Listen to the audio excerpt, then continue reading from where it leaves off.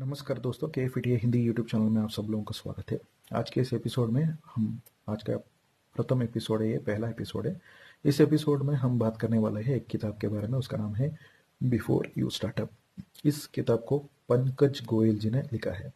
ये जो किताब जो है ये स्टार्टअप के विषय के हिसाब से इस किताब को हम प्रस्तुत कर रहे हैं। अगर आप स्टार्टअप करने के लिए सोच रहे हैं, अगर आप कॉलेज के छात्र हैं या फिर आप एक नौकरी में काम कर रहे होंगे लेकिन स्टार्टअप करने का उम्मीद है या आपका एक ड्रीम होगा, तो उन लोगों के लिए ये पुस्तक बहुत फ़ायदेमंद होगा। ये जो किताब जो है, इस किताब में क्या क्या विषय जो लेखक दिए गए हैं उसके बारे में हम आज डिस्कस करने वाले हैं। तो उससे पहले हमारा ये के हिंदी यूट्यूब चैनल आपको पसंद आई तो ज़रूर सब्सक्राइब कर लेना। हमारा इस यूट्यूब चैनल में बहुत सारे विषयों के ऊपर वीडियोस आने वाले हैं। आपको हमको ये महसूस है कि आपको ये जो वीडियोस हम डालने वाले हैं आपको बहुत बेनिफिट होगा, ऐसे समझ के हम इस एपिसोड को प्रारंभ करने वाले हैं। दोस्तों, इस किताब में पहले विषय जो है वो वाई के हिसाब है। वाई मतलब क्यों। अगर आप स्टार्टअप करना चाहते हैं तो किसके लिए आप स्टार्टअप करना चाहोगे। पैसे के लिए करना चाहते हो या फिर आपके लिए स्टार्टअप करना एक पैशन है, बिजनेस, नया बिजनेस शुरू करना एक पैशन होगा क्या आपके लिए, इसके बारे में आप सोचना चाहिए। उसके बाद आपको एक और विषय जो है, जो भी स्टार्टअप करता है वो सिर्फ पैसे या फिर नाम या फिर फेम के लिए नहीं करता है, बल्कि उसका एक अपना एक ख्वाब रहता है या फिर अपना अपना एक प्रॉब्लम जो फेस किया होता है अपनी ज़िंदगी में, या फिर अपने जो नज़दीक में जो भी पर्यावरण के हिसाब से हो या दूसरे विषयों के ऊपर उसका एक मतलब प्रॉब्लम्स देखा होगा, फेस किया होगा। उस प्रॉब्लम्स के लिए एक सॉल्यूशन फाइंड आउट करने के लिए, खुद का एक सॉल्यूशन निकालने के लिए ये स्टार्टअप क्रिएट किया होगा। तो आपके लिए ये क्यों स्टार्टअप चाहिए, इसके बारे में आपको सोचना चाहिए। ये पहले जो ये किताब जब आप शुरू करोगे पढ़ने के लिए तब समझ में आएगा कि क्यों आपको स्टार्टअप। अपने आप ये जब किताब पढ़ते हो तो एक प्रश्न को आपको पूछना ही पड़ेगा, क्यों स्टार्टअप को शुरू करना चाहिए बोल के। उसके बाद ये जो स्टार्टअप आप शुरू करने के लिए कौन सी आइडिया चाहिए, आपका आइडिया क्या है और आप कैसे उस आइडिया को डेवलप कर सकते हो, प्रोटोटाइप बना सकते हो क्या, क्या वो आइडिया आप नौकरी में होके भी कर सकते हो क्या, या फिर वो जो आइडिया सक्सेसफुल होने के बाद आपका नौकरी को आप रिजाइन कर सकते हो क्या, इसके बारे में भी एक चैप्टर में वो डिस्कस किए गए हैं। इसके अलावा आपको कैसे एक फाउंडिंग टीम को बनाना है, मतलब फाउंडर को फाउंडर कैसे आपको चुनना चाहिए, उसका स्किल सेट क्या है। अगर टेक्निकल या कोडिंग फाउंडर होगा तो वो क्यों को फाउंडर नॉन टेक्निकल बैकग्राउंड का आदमी को चूज करना चाहिए, इसके बारे में बहुत डिटेल्ड वो चैप्टर में दिया गया है।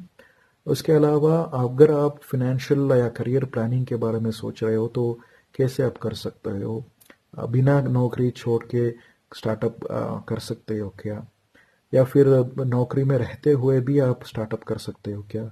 ऐसे बहुत सारे प्रश्न अपने आप ही बहुत सारे लोगों को आया होगा। तो उसके लिए भी ये जो किताब जो है, इसके ज़रिए आपको बहुत सारा आंसर्स मिलेगा। उसके अलावा आप पैसे को कैसे बचत कर सकते हो, अपना खर्चे को कैसे आप रिड्यूस कर सकते हो। 12 महीने तक अगर आप स्टार्टअप कर रहे हो तो 12 महीने तक बिना तनख्वाह या बिना सैलरी आप कैसे काम कर सकते हो। स्टार्टअप मतलब बनाना बहुत मुश्किल का बात होता है, क्योंकि स्टार्टअप को कर रहे हो अगर आप स्टार्टअप तो बहुत सारा सैक्रिफाइस भी करना पड़ेगा। अगर सैक्रिफाइस नहीं करेंगे तो बहुत मुश्किल पड़ेगा स्टार्टअप करने में। ऐसे भी बात यहाँ पे आपको देखने के लिए मिलता है इस किताब जब पढ़ते हो तो। इसके अलावा आपको मेंटल प्रिपरेशन बहुत होना चाहिए, क्योंकि हमारा जो देश में बहुत सारा कंपैरिजन होता रहता है।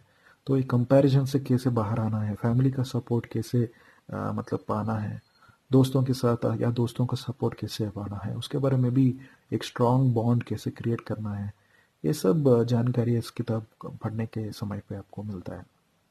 इसके अलावा अगर आप स्टार्टअप कर रहे हो तो लीगल कंप्लायंस या एडमिनिस्ट्रेटिव हर्डल से कैसे आपको कंप्लायंट होना चाहिए स्टार्टअप के लिए, और क्या क्या चीज़ों में, किन किन चीज़ों में आपको ध्यान रखना चाहिए, जैसे कि जीएसटी रजिस्ट्रेशन हो, या फिर स्टार्टअप फंडिंग कैसे लेना है, या फिर आपका फंड्स को कैसे अलोकेट करना है, कौन कौन सा चीज़ में आपको फंड्स को अलोकेट करना पड़ेगा। हायरिंग प्रोसेस हो, चाहे वो एम्प्लॉयज़ का हायरिंग हो या अपना खुद का को फाउंडर्स का मतलब हायरिंग प्रोसेस हो, कैसे कैसे करना चाहिए, इसके बारे में भी, बजटिंग के बारे में भी इस किताब में आप जब पढ़ोगे तब समझ में आता है।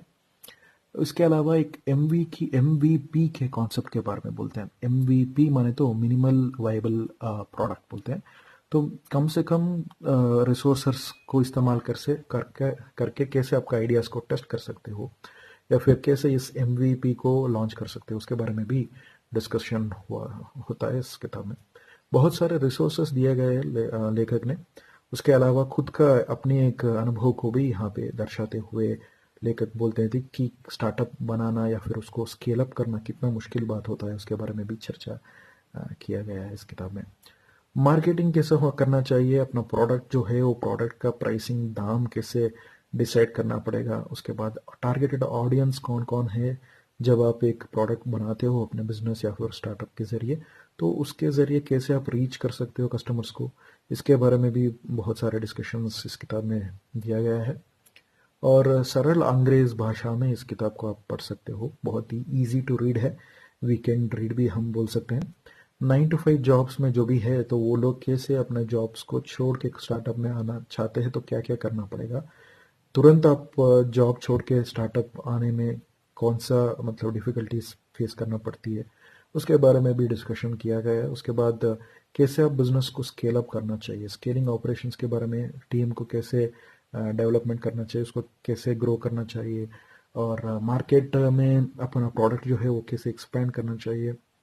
उसके अलावा अगर आप एक सक्सेसफुल एंटरप्रेन्योर बन सकते हो, अगर आप बन जाते हो तो क्या करना पड़ेगा अपना एक प्रोफेशनल ग्रोथ के लिए या फिर पर्सनल ग्रोथ के लिए, आप क्या क्या चीज़ों में कॉन्सेंट्रेट करना चाहिए, इसके बारे में भी इस किताब में बहुत सारे विषयों के बारे में चर्चा किया गया है।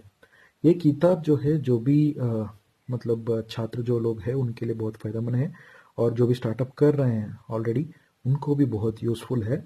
उसके अलावा जो भी अभी अभी स्टार्टअप शुरू करके ये क्या 1.5 साल हुआ है, उन लोगों के लिए भी, फाउंडर्स या और को फाउंडर्स के लिए ये बहुत इन्फॉर्मेटिव बुक हम बोल सकते हैं। इसके अलावा इस किताब में बहुत सारा यूज़फुल इन्फॉर्मेशन भी शेयर किया है ऑथर ने, जैसे कि यूज़फुल लिंक्स शेयर किया है, एग्जाम्पल्स के तौर पे, केस स्टडी के तौर पे, बहुत सारा स्टार्टअप्स का डेफिनेशंस और उसका मतलब इंट्रोडक्शन भी दिया गया है एग्जाम्पल्स के ज़रिए, और स्टार्टअप के हिसाब से बहुत सारा इन्फॉर्मेशन जो है उसका लिंक्स भी शेयर किया गया है ऑथर ने। अगर आपको ये वीडियो पसंद आई तो लाइक मारिएगा। उसके बाद लाइक के ज़रिए आपका सपोर्ट हमको दे दीजिए। अगर कोई भी आपके लिए कोई डाउट्स है तो कमेंट के ज़रिए भी आप कमेंट कर सकते हो। आपको भी ये किताब बहुत यूज़फुल रहेगा ये हम मानते हैं। बिफोर यू स्टार्टअप जो है पंकज गोयल जी के साथ आप उनका ट्विटर हैंडल में भी आप कांटेक्ट कर सकते हो। आजकल वो एक्स हैंडल बोलते हैं, एक्स में आपको पैंगो बोल के आप टाइप करोगे तो उनका डायरेक्ट कम्युनिकेशन आपको मिल सकता है, उसके थ्रू भी आपका डाउट्स जो भी है उसको क्लियर कर सकते हो डायरेक्टली ऑथर के साथ। अगर आपको ये वीडियो पसंद आई तो ज़रूर हमारा जो यूट्यूब चैनल है उसको सब्सक्राइब कीजिएगा, आपका फ्रेंड्स एंड फैमिलीज़ को भी ये वीडियोस को शेयर कीजिए, और आप जो भी बाजू में जो भी बेल आइकन है उसको प्रेस करने के ज़रिए फ्रीक्वेंट वीडियोस का भी नोटिफिकेशन आपको मिलती है। ऐसे बोलते हुए अगले एपिसोड में फिर हम मुलाकात करते हैं। धन्यवाद के साथ आपका संदेश, KFETA हिंदी यूट्यूब चैनल।